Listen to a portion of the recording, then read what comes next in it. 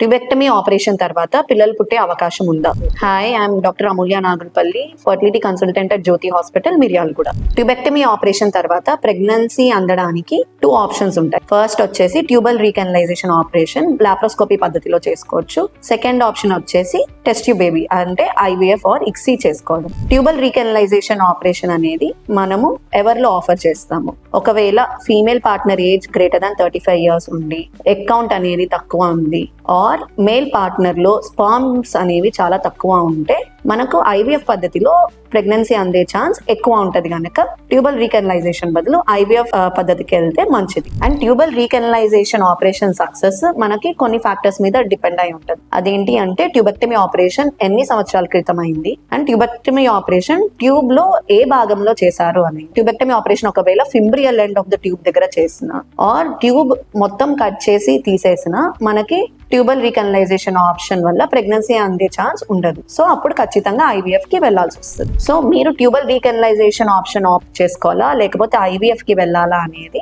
మీరు మీ fertility consultant ని కలిసి ఈ టెస్ట్లన్నీ చేయించుకొని డిస్కస్ చేసి దాన్ని బట్టి ముందుకు వెళ్ళడం మంచిది. ఆల్రెడీ ట్యూబెక్టమీ ఆపరేషన్ అయిపోయి మళ్ళీ ప్రెగ్నెన్సీ ప్లాన్ చేస్తున్న కపుల్స్ కి ఈ వీడియోని షేర్ చేయండి.